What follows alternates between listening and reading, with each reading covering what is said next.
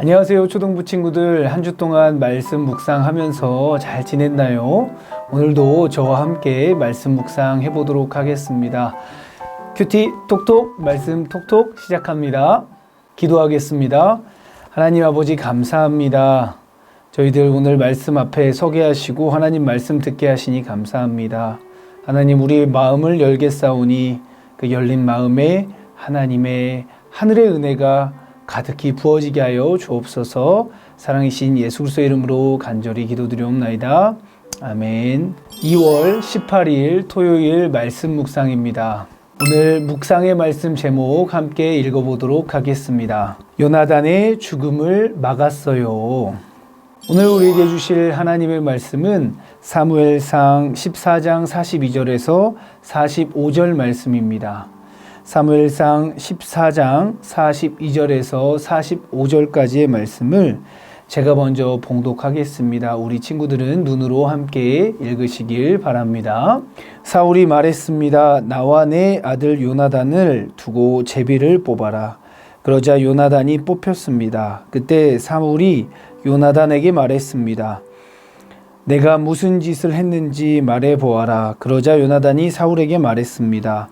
저는 지팡이 끝으로 꿀을 조금 먹었을 뿐입니다. 그러나 죽을 각오는 돼 있습니다. 사울이 말했습니다. 요나단아, 너는 죽을 수밖에 없다. 그렇지 않으면 하나님이 내게 더 심한 벌을 내리실 것이다. 그러나 백성들이 사울에게 말했습니다. 이스라엘에 이런 큰 승리를 가져다 준 요나단이 죽어야만 합니까? 절대로 안 됩니다. 여호와의 살아계심으로 맹세합니다. 그의 머리털 하나라도 땅에 떨어져서는 안 됩니다. 그는 오늘 하나님과 함께 이 일을 해냈습니다. 이렇게 사람들이 요나단을 구해내어 그는 죽지 않게 됐습니다. 아멘. 이제 여러분들이 하나님의 말씀을 읽으시고 모르는 부분이나 깨닫는 부분이 있으면 동그라미나 밑줄을 치시면서 읽어보도록 하겠습니다.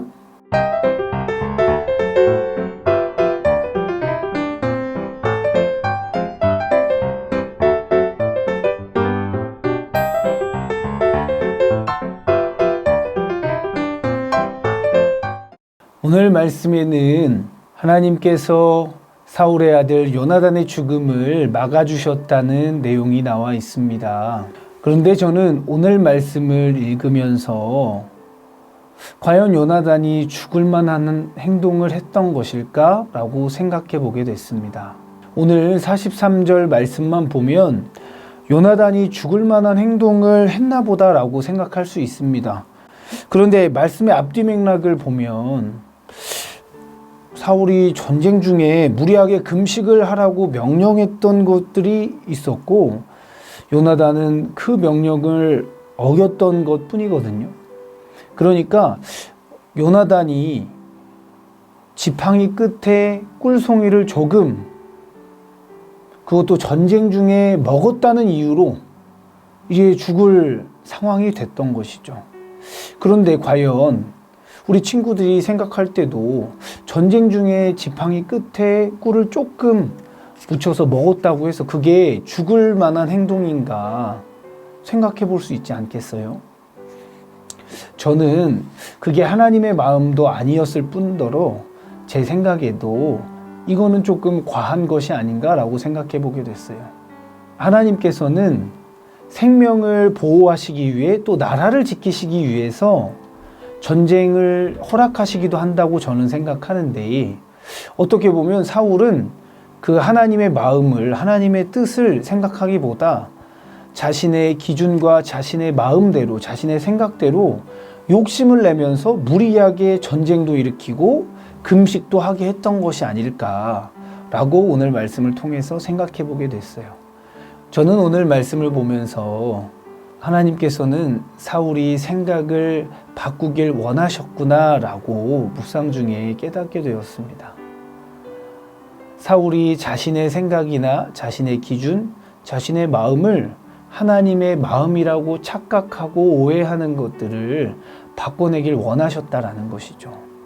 그래서 저는 오늘 말씀을 보면서 내 기준, 내 마음보다 하나님의 마음을 더 앞세워야겠다, 더 우선시 여겨야겠다라고 생각하게 됐어요.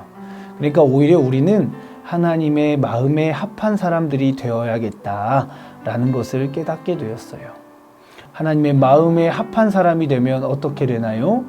오늘 요나단의 죽음을 막아주셨던 것처럼 하나님께서 우리와 동행하시고 우리를 보호하시고 우리를 지켜주실 것이라고 저는 믿어요.